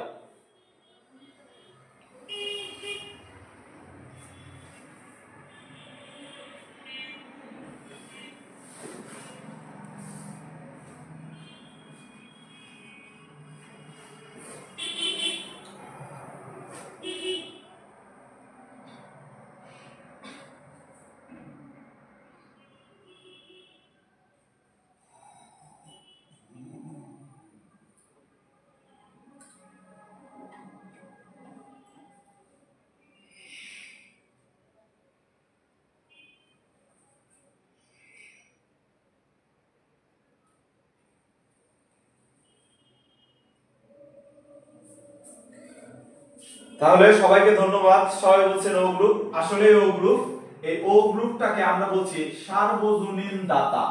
সার্বজনীন দাতা গ্রুপ, অর্থাৎ সবাইকে রক্ত দান করতে পারে। এরপরে আপনারা কমেন্ট করে জানান কাদেরকে সার্বজনীন গ্রহীতা বলা হয়, অর্থাৎ কে সবার থেকে রক্ত নিতে পারবে। এর আগের কোশ্চেন করছিলাম সার্বজনীন দাতা মানে কারা দিতে পারবে সবাইকে, আর কোন গ্রুপ সবার থেকে নিতে পারবে, অর্থাৎ সার্বজনীন গ্রহীতা কাদেরকে বলতেছি। এই চারটা গ্রুপের মধ্যে সার্বজনীন গ্রহীতাকে কমেন্ট করে জানান। সার্বজনীন গ্রহীতাকে, সার্বজনীন গ্রহীতা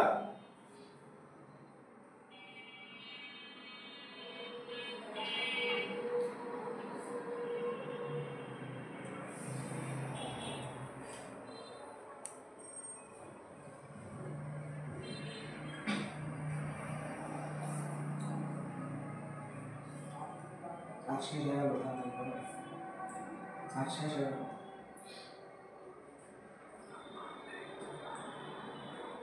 আমি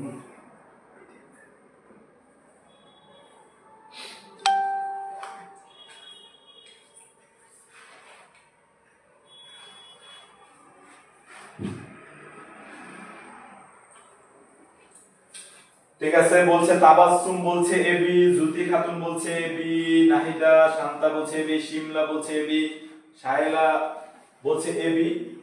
এবি, তাহলে এবি কে আমরা বলছি সার্বজনীন গ্রহীতা। ম্যাক্সিমাম টাইপের যে কোশ্চেনটা পড়ে সেটা হচ্ছে সার্বজনীন দাতা আর গ্রহীতা দ্বারা। এর পরের কোশ্চেন হচ্ছে এই জায়গা থেকে রক্তের গ্রুপ আমরা বলছি 4 প্রকার। এ বি, এ বি ও, সার্বজনীন দাতা বলছি ও কে, সার্বজনীন গ্রহীতা বলছি এ বি কে। তাহলে এইখান থেকে দেখেন সার্বজনীন দাতা মানে ও কাকে কাকে দিতে পারবে, তাহলে ও গ্রুপটা দিতে পারবে অবশ্যই ও কে, এরপরে এ কেও দিতে পারবে, এ বি কেও দিতে পারবে, আবার বি কেও দিতে পারবে।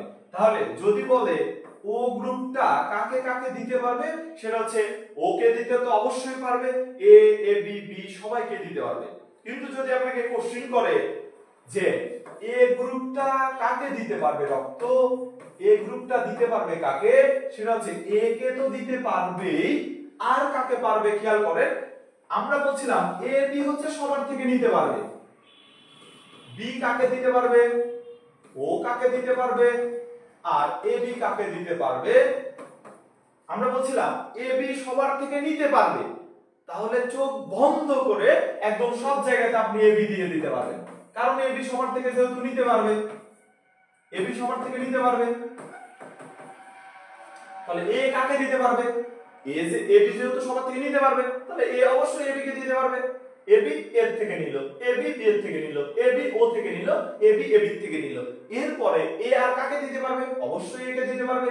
বি আর কাকে দিতে পারবে, অবশ্যই বি কে দিতে পারবে। ও কাকে দিতে পারবে, ও তো সবাইকে দিতে পারবে, কারণ কি ও কে তো বলছে সার্বজনীন দাতা গ্রুপ, তাহলে ও দিতে পারবে A B K, O K, A K, B কে, সবাইকে। আর এ বি শুধু এ বি কেই দিতে পারবে। তাহলে একটা কথা যদি আপনি মনে রাখেন, দুইটা কথা ইনফ্যাক্ট, ও হচ্ছে সার্বজনীন দাতা, তার মানে সবাইকে দিতে পারবে, এ বি হচ্ছে সার্বজনীন গ্রহীতা, সবার থেকে নিতে পারবে। আর কি এরপরে এ কে দিতে পারবে, বি বি দিতে পারবে, পড়া শেষ। এখান থেকে কি টাইপের কোশ্চেন আসতে পারে, আমরা একটা কোশ্চেন দিচ্ছি, সেটা হচ্ছে আপনাকে বলছে বি গ্রুপ কোন গ্রুপকে রক্ত দিতে পারবে না, বলছে দিতে পারবে না। ফার্স্টে বলছে এ বি কে, খ নাম্বার বললাম বি কে, গ নাম্বার বলছি ও কে, ঘ নাম্বার বলছি কোনটি নয়। কোনটা অ্যানসার হবে কমেন্ট করে জানান। এরপরে আমরা পিডিএফ দেখব, পিডিএফ এর কোন জায়গাগুলো আমাকে এর বাইরে মুখস্থ করতে হবে সেই পিডিএফটা দেখব, তারপরে কোশ্চেন দেখে শেষ করে দেব ক্লাস। আপনারা খেয়াল করেন এই কোশ্চেনের অ্যানসার কমেন্ট করে একটু জানান যে বি গ্রুপ কোন গ্রুপকে রক্ত দিতে পারবে না।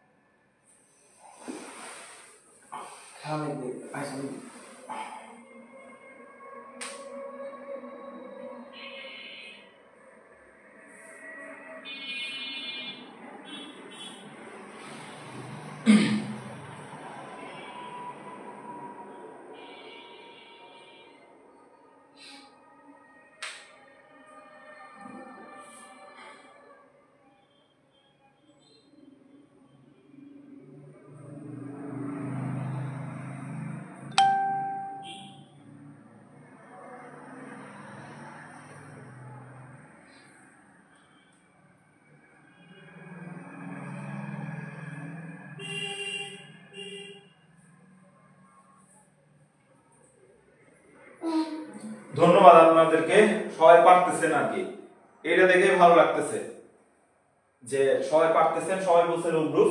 তাহলে বি গ্রুপ কাকে রক্ত দিতে পারবে, এ বি যেহেতু সবার থেকে নিতে পারবে, তাহলে এ বি তো বি এর থেকেও নিতে পারবে, তাহলে এটা অ্যানসার হবে না। বি তো অবশ্যই দিতে পারবে, তাহলে নিতে পারবে না কার থেকে, সেটা হচ্ছে ও এর থেকে। কিন্তু যদি দিতে পারবে বললে ও কিন্তু সবাইকে দিতে পারবে, কিন্তু সবার থেকে কিন্তু নিতে পারবে না, ও শুধু ওর থেকেই নিতে পারবে আর কি। তাহলে কোশ্চেন আপনাকে খেয়াল করতে হবে পারবে নাকি পারবে না, এই টাইপের সর্বোচ্চ দিতে পারে। গ্রুপ নিয়ে মনে হয় না কোনো প্রবলেম থাকবে। তো প্রথম থেকে আর একবার আমি রিপিট করছি, 2 মিনিটে মনোযোগ সহকারে শুনেন, এখন পড়া না, জাস্ট প্রথম থেকে বলছিলাম এই যে রক্তটা পুরো দেহে ছড়িয়ে যাচ্ছে, রক্তটা কয়টা ভাগে ভাগ করছি, 2টা ভাগে, রক্তরস রক্তকণিকা, কণিকা আবার কয়টা ভাগে, 3টা ভাগে, লোহিত শ্বেত অনুচক্রিকা। এদের কাজ পড়লাম, কাজ করার পরে কি পড়লাম, এই যে রক্তগুলো সঞ্চালিত হলো, এগুলা কিসের মাধ্যমে হলো বা কোথায় গেল, দেহ থেকে কিভাবে রক্ত আসে এগুলো আমরা দেখলাম। দেহ থেকে ওই যে ধমনীর মাধ্যম দিয়ে বললাম অক্সিজেন সমৃদ্ধ রক্ত, আর ধমনীর মাধ্যম দিয়ে অক্সিজেন সমৃদ্ধ রক্ত, শিরার মাধ্যমে কার্বন ডাই অক্সাইড, ফুসফুসে বললে তার বিপরীত হবে। এরপরে রক্তের গ্রুপ দেখলাম, রক্তর গ্রুপ কে কাকে দিতে পারবে বা কার থেকে নিতে পারবে, এই টাইপের পড়া। দেন এরপরে কিছু মুখস্থ বিদ্যা করতে হবে, সেটা হচ্ছে রক্তের পিএইচ এর মান কত, দেহে কয় লিটার রক্ত থাকে, 5-6 লিটার রক্ত থাকে, পিএইচ এর মান 7.40, অথবা দৈহিক ওজনের কত % রক্ত থাকে, এই টাইপের যে মুখস্থ তথ্যগুলো এগুলো আমরা এবার পিডিএফ থেকে দেখব। পিডিএফ থেকে দেখার পরে দেন আমরা এখান থেকে এমসিকিউ সলভ করব আর কি। খেয়াল করেন পিডিএফটা দেখি আমরা কোন জায়গাগুলো আমার বেশি ইম্পর্টেন্ট। আজকের টপিক ছিল সাধারণ বিজ্ঞান 3 নম্বর লেকচার, রক্ত বা হৃৎপিণ্ড এই রিলেটেড। তো এখান থেকে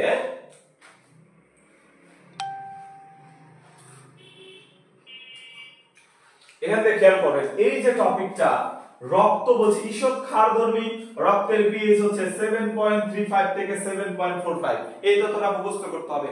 লাস্টে কিন্তু ক্লাসের লাস্টে কিন্তু ধরবো পড়া, ধরবো বলতে ধরবো আপনারা কমেন্ট করে জানাবেন। বলছে ঈষৎ ক্ষারধর্মী, পিএইচ এর মান 7.35 থেকে 45। এরপরে এর তাপমাত্রা হচ্ছে 36 থেকে 38 ডিগ্রি সেলসিয়াস। আপেক্ষিক গুরুত্ব হচ্ছে 1.065। আপেক্ষিক গুরুত্ব মানে হচ্ছে পানির থেকে কতটুকু ভারী বা কতটুকু পাতলা। অবশ্যই পানির থেকে ভারী, পানি যদি 1 গুণ হয় এটা হচ্ছে 1.065।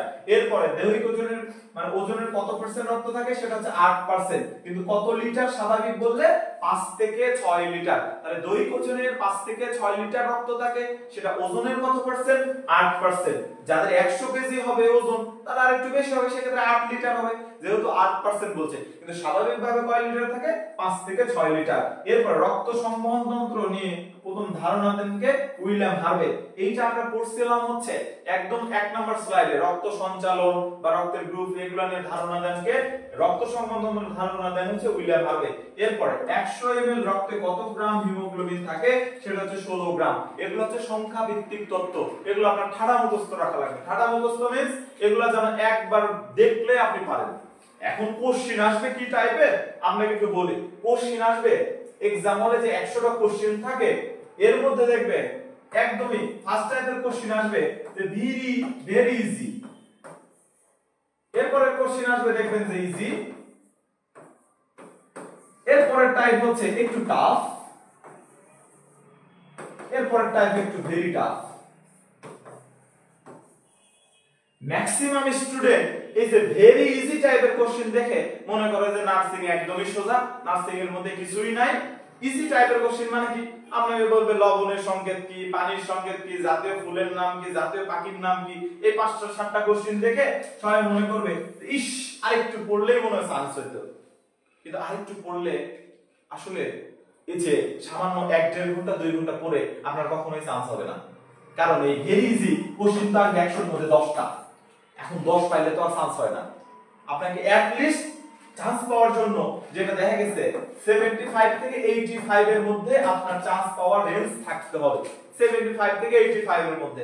এখন ওই যে 10 পাচ্ছে তাহলে ভেরি ইজি, ওই যে 10টা কোশ্চেন দেখে মনে করতেছে না নার্সিং সোজাই ছিল, আর একটু পড়লেই পারতাম। আরেকটা ক্যাটাগরি স্টুডেন্ট যারা ইজি গুলাও পারবে, সমস্যা হবে না। সমস্যা হবে এই দুই ক্যাটাগরির কোশ্চেনে, টাফ আর ভেরি টাফ। আপনার চান্স পাওয়া বলে দিবে এই দুইটা। টাফ ভেরি টাফ মানে একটু আপনাকে ভাবতে হবে। তো অনেক কোশ্চেন থাকবে 10-15-20টা কোশ্চেন থাকবে একদম ইজি। ভেরি টাফ কি সব কোশ্চেন ভেরি টাফ থাকবে? ভেরি টাফ থাকবে দেখবেন যে 5 থেকে 10টা কোশ্চেন। এখন কোশ্চেন কিছু কোশ্চেন কেন কঠিন করা হচ্ছে? কারণ নার্সিং এর প্রতিযোগী গেছে বেড়ে। এখন প্রতিযোগিতা যখন বেড়ে যাবে তখন অ্যাডমিশন তো হয় আপনাকে বাদ দেওয়ার জন্য। প্রতিযোগী বেড়ে গেলে বাদ দেওয়া কঠিন হবে। এখন বাদ দেওয়া সহজ যেন হয় আপনাকে, এই কারণে কিছু কোশ্চেন কঠিন করে বসে। আর সেই কোশ্চেনগুলোর অ্যানসার আপনি সাপোজ মনে করেন এবার নার্সিং এ ফার্স্ট হবেন, ফার্স্ট হইতে গেলে দেখবেন যে 90 লাগে বা 91 92 এরকম রেঞ্জ হলে ফার্স্ট হওয়া যায়। কিন্তু এক চান্স পাওয়া যায় কোন রেঞ্জে বললাম? 75 থেকে 85 রেঞ্জ। তাহলে আপনি চাইলে কিন্তু 25টা প্রশ্ন ভুল করে চান্স পাইতে পারেন। 25টা প্রশ্ন ভুল করলে আপনার মার্ক কত হবে? 75 পেয়ে কিন্তু চান্স হয়। যদি জিপিএ এর মান 50 50 45 এরকম থাকে তাহলে আপসেট হওয়ার কিছুই নাই। তাহলে যে বিজ্ঞান যারা একটু কম পারেন, যদি ধরে নিচ্ছে আর্টস কমার্সের বোঝা একটু টাফ, আপনারা চেষ্টা করবেন। যদি না পারেন, এই হয়তো বিজ্ঞানে আপনি দিয়েছে 2-1 মার্ক কম পাবেন, তাহলে অন্য মার্ক দিয়ে সেটাকে আমাকে কভার করতে হবে। কারণ আলটিমেটলি বললাম যে 80 মার্ক আপনার থাকতে হবে। এখন 80 থাকতে গেলে 20টা ভুল করলেও কিন্তু আপনার চান্স হবে। এজন্য আপসেট হওয়ার কোনো কিছু নাই। চান্স পাইতে গেলে শুধু একটাই আপনার হাতে আছে, সেটা হচ্ছে পরিশ্রম করা। পরিশ্রম করতে থাকেন, একটা সময় ইনশাআল্লাহ কোনো কিছু একটা হবে। এরপরে আমরা এখান থেকে কি পড়বো? আর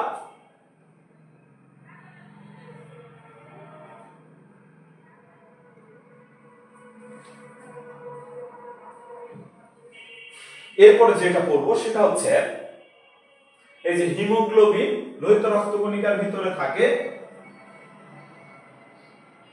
আর এরপরে হচ্ছে খেয়াল করেন রক্তর এই যে প্রকারভেদটা দেওয়া আছে, রক্তরস 55, রক্তকণিকা 45%, আরবিসি অর্থাৎ লোহিত রক্তকণিকা, শ্বেত রক্তকণিকা, প্লাটিলেট বা অনুচক্রিকা, এই যে অদানাদার, দানাদার, এগুলো অলরেডি আমাদের বলা শেষ। এখান থেকে এই জায়গাগুলো পড়বেন, নিচের এগুলো হচ্ছে তেমন একটা জানার দরকার নাই, আপনি শুধু জানতে পারেন যারা বিএসসি দের জন্য, তাদের জন্য বলছি এই জায়গাটা, এই যে প্লাজমা প্রোটিন, প্লাজমা প্রোটিনটা আপনি শুধু জানতে পারেন যে প্লাজমা প্রোটিন নিচের কোনগুলা, এখান থেকে একটু কোশ্চেন হয়, অ্যালবুমিন, গ্লোবিউলিন, প্রথমবিন, ফাইব্রিনোজেন, এইটা হচ্ছে প্লাজমা প্রোটিন নয় কোনটি বা কোনটি, এই টাইপের কোশ্চেন আসে। আপনার জন্য প্লাজমা প্রোটিনের এই সিকোয়েন্সটা জানতে হবে মুখস্থ।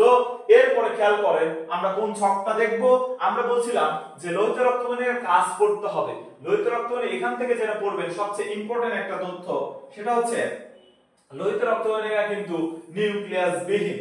লোহিত রক্তকণিকা, কণিকাগুলোর মধ্যে লোহিত রক্তকণিকা কিন্তু নিউক্লিয়াস বিহীন, এবং লোহিত রক্তকণিকা আমি বলছিলাম তখন অম্ল ক্ষারের ভারসাম্য রক্ষা করে, বিলিরুবিন, বিলিভারিন তৈরি করে, ব্লাড গ্রুপিং এর জন্য মানে রক্ত গ্রুপিং এর জন্য দায়ী, এর হিমোগ্লোবিন থাকে, আর এর আয়ুষ্কাল হচ্ছে 120 দিন বা 4 মাস।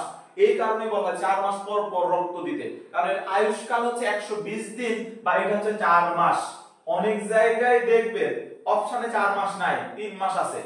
যদি না থাকে 4 মাস তাহলে কাছাকাছি যেটা থাকে সেটা অ্যানসার করতে হবে, কিন্তু এইটা থাকার কথা আর কি অপশনগুলোতে 120 দিন বা 4 মাস। তাহলে এই জায়গাগুলোকে আমাকে বেশি ইম্পর্টেন্স দিয়ে পড়তে হবে।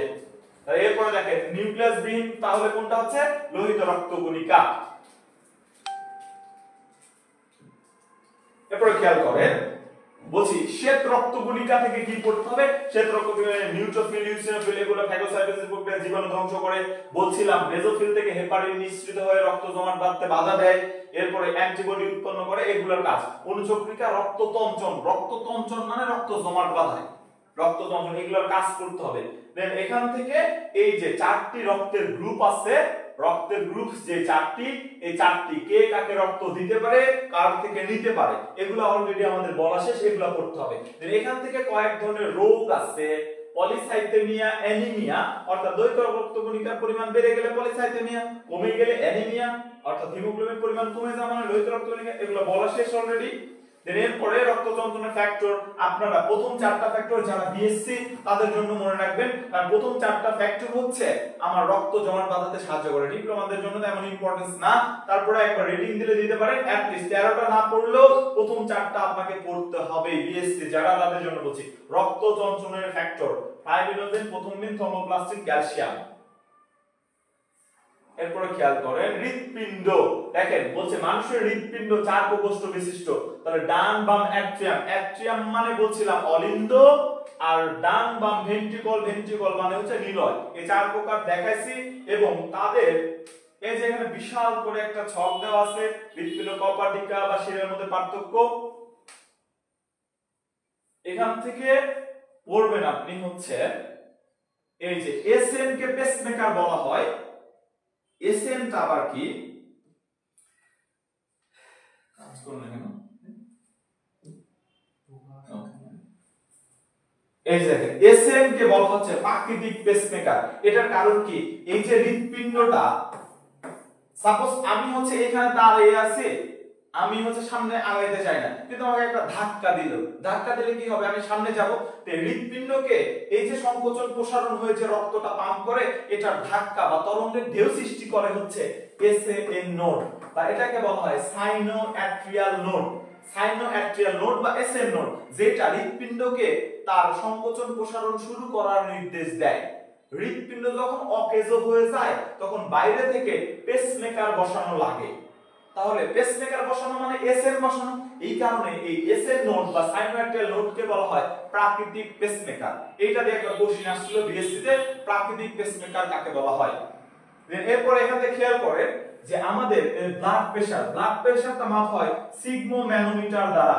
এই ব্লাড প্রেসারটা মানুষের জন্য আদর্শ মান হচ্ছে 120/80, 120/80, ব্লাড প্রেসারটা 120/80। এরপরে আমরা পড়তে হবে হচ্ছে হৃদরোগ নির্ণয়ের পদ্ধতি, অর্থাৎ কোন পদ্ধতিতে হৃদের রোগ নির্ণয় করব কিভাবে, এই পদ্ধতিটা আমাকে পড়তে হবে।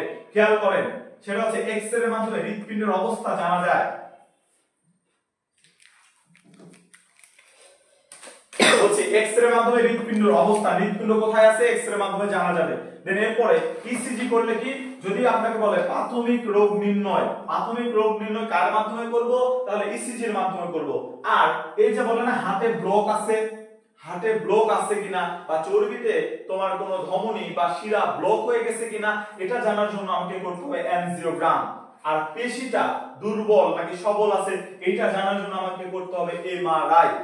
আর হৃৎপিণ্ডের কর্মক্ষমতা বা কার্যক্ষমতা দেখার জন্য আমাকে করতে হবে ইকো। তাহলে হৃৎপিণ্ডের রোগ নির্ণয় পদ্ধতি কোন যন্ত্রের সাহায্যে করতে হয়, এগুলো আমাকে এখান থেকে জানতে হবে। এরপরে আমরা পড়ব হচ্ছে বিগত সালের এমসিকিউ গুলা। এমসিকিউ গুলা পড়লে আমাদের শেষ হয়ে যাবে। এরপরে বিগত বছরের এমসিকিউ পড়ব। খেয়াল করেন, প্রথমটার অ্যানসার আপনারা বলেন কোনটা হতে পারে। মানব যন্ত্রের কোনটিকে পেসমেকার বলা হয়? 22-23 সালে কোশ্চেন। মানব যন্ত্রের কোনটিকে পেসমেকার বলা হয়? আপনারা বলেন দেখি, মানব দেহের কোনটিকে, মানব যন্ত্রের কোনটিকে পেসমেকার বলা হয়? কমেন্ট করে জানান কোনটিকে পেসমেকার বলা হয়, মানব যন্ত্রের কোনটিকে পেসমেকার বলা হয়, কমেন্ট করে জানান।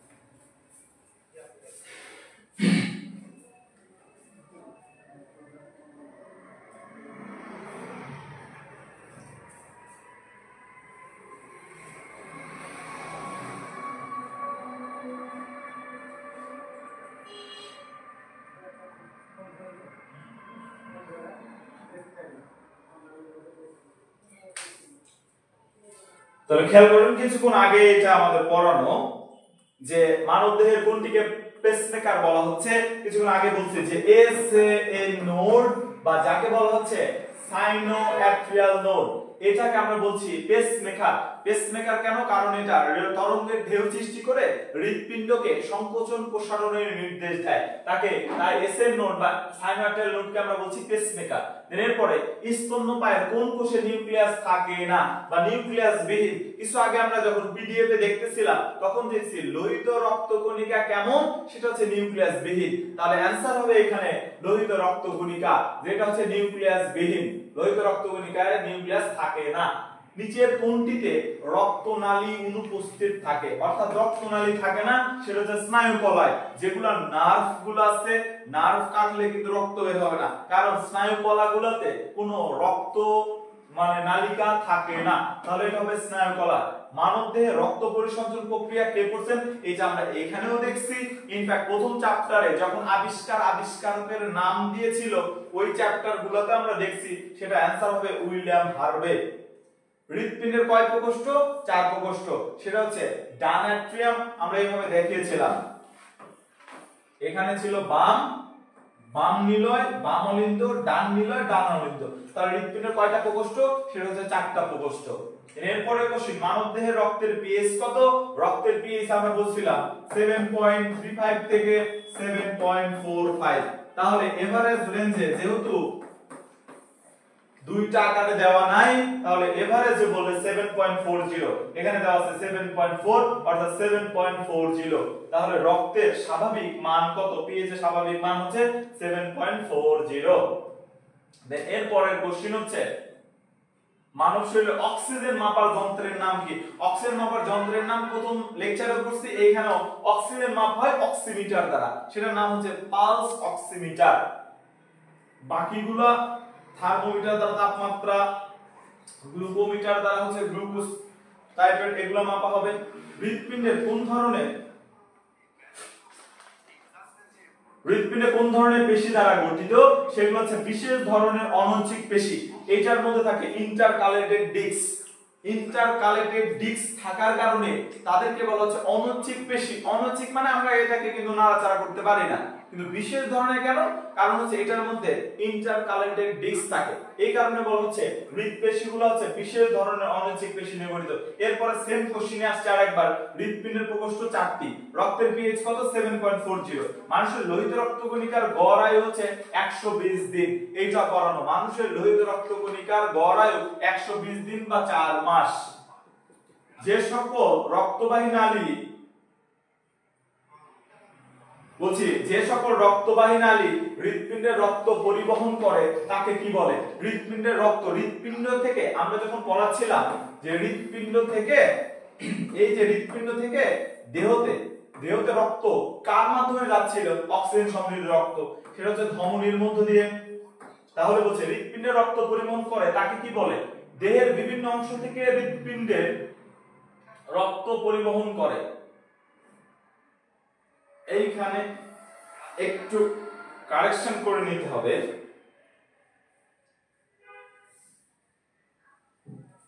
বলছে যে সকল রক্তবাহী নালী দেহের বিভিন্ন অংশ থেকে হৃৎপিণ্ডে রক্ত পরিবহন করে, অর্থাৎ রাজপাড়া বলা যায়, রাজপাড়া হয়ে গেছে, রাজপাড়া।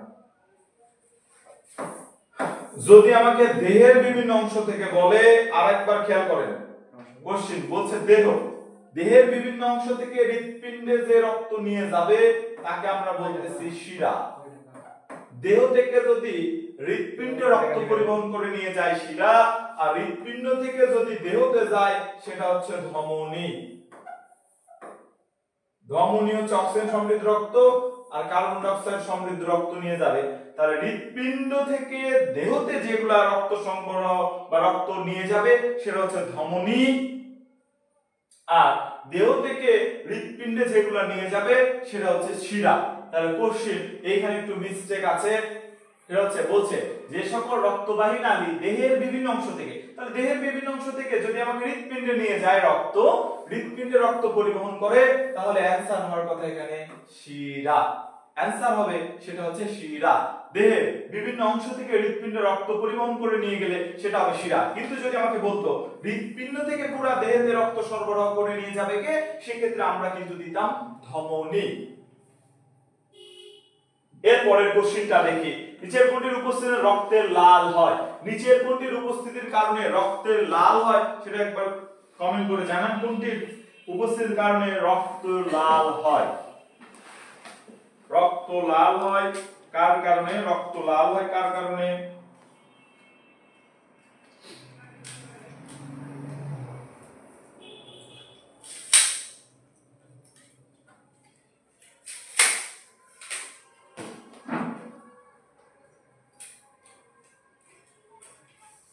কত ক্লাস দিবেন? এই যে 3টা ছিল।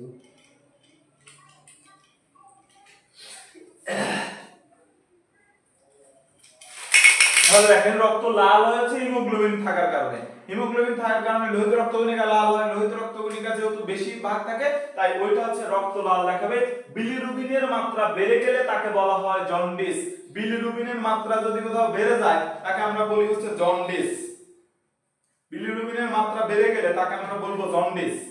বিলিরুবিনের মাত্রা বেড়ে গেলে জন্ডিস। অক্সিজেন যুক্ত রক্ত সরবরাহ করবে কোনটি? আমরা এর আগে দেখাইছি পালমোনারি। এমনিতে ধমনী যদি বলে অক্সিজেন, আর পালমোনারি ধমনী বলে কার্বন ডাই অক্সাইড। এমনিতে যদি কার্বন ডাই অক্সাইড বলে তাহলে শিরা, অক্সিজেন বললে পালমোনারি ধমনী। তাহলে অক্সিজেন সমৃদ্ধ যেহেতু বলছে তাহলে হবে ধমনী আর পালমোনারি শিরা, কারণ ধমনীর সাথে বিপরীত সম্পর্ক হচ্ছে পালমোনারি ধমনীর। তাহলে একই রকম রক্ত কে নিয়ে যাবে? ধমনী নিয়ে যাবে আর পালমোনারি শিরা নিয়ে যাবে। তাহলে অক্সিজেন আর ধমনী, শিরা আর পালমোনারি ধমনী যদি বলতো তাহলে কার্বন ডাই অক্সাইড সমৃদ্ধ। রক্ত শূন্যতা বলতে কি বোঝায়? সেটা হিমোগ্লোবিন পরিমাণ হ্রাস পাবে। হিমোগ্লোবিন পরিমাণ হ্রাস পাওয়া মানে লোহিত রক্তকণিকা, লোহিত রক্তকণিকা মানে রক্ত শূন্যতা দেখা যাবে। এরপর খেয়াল করেন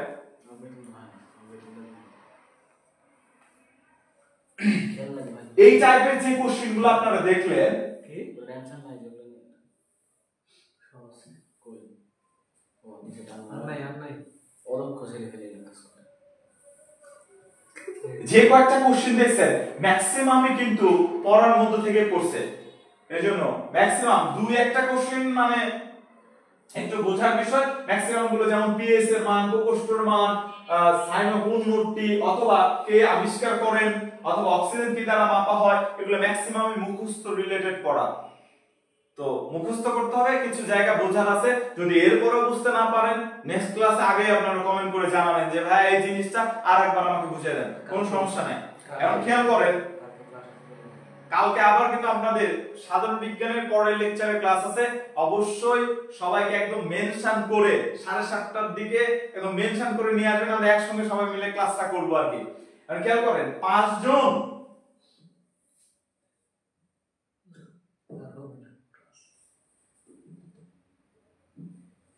আমি বলি 5 জন কোটিপতির সাথে থাকলে 6 নাম্বার কোটিপতি হবেন আপনি, আর 5 জন ফকিন্নির সাথে থাকলে 6 নাম্বার ফকিন্নি হবেন আপনি। এখন আপনি যখন সারাদিন 5-6 ঘন্টা ফোন টিপার পরে পড়তে বসবেন, তো আধা ঘন্টা পড়ার পরে আপনার ব্রেনে সিগন্যাল দিবে যে পড়ালেখা করা তো কঠিন কাজ, তাহলে পড়ালেখা করার দরকার নাই, ফোন টিপা যেহেতু সহজ মজা লাগে তাহলে ফোন টিপতে থাক। তো এই জন্য 5 ঘন্টা পড়ার পরে মানে 5 ঘন্টা ফোন টিপার পরে আপনি চাইলেও পড়তে পারবেন না, কারণ আপনার ব্রেন বা শয়তান আপনাকে পড়তে দিবে না। ওই যে বললাম 5টা কোটিপতির সাথে থাকলে তাদের যে থিম, তাদের সঙ্গে ঘুরলে তাদের থিমের সাথে আপনার থিমও মিলবে, তো দেখবেন 6 নাম্বার কোটিপতি আপনি। কিন্তু যখন 5 ঘন্টা ফোন টিপার পরে মানে পরের ফোনে আপনি পড়তে চাইবেন, এই যে অনলাইন ক্লাস করতেছেন, অনলাইন ক্লাস করার পরে আপনার রুচির সাথে বই নিয়ে পড়তে বসা, কিন্তু আপনি যখন দেখবেন না রিলস ভিডিও দেখতে তো মজা লাগে, এবং মজা তো সবার লাগে। যেমন দেখেন পরীক্ষা দিবে, সাপোজ দেখেন যে 40,000 স্টুডেন্ট, চান্স পাবে কয় হাজার স্টুডেন্ট? 4,000।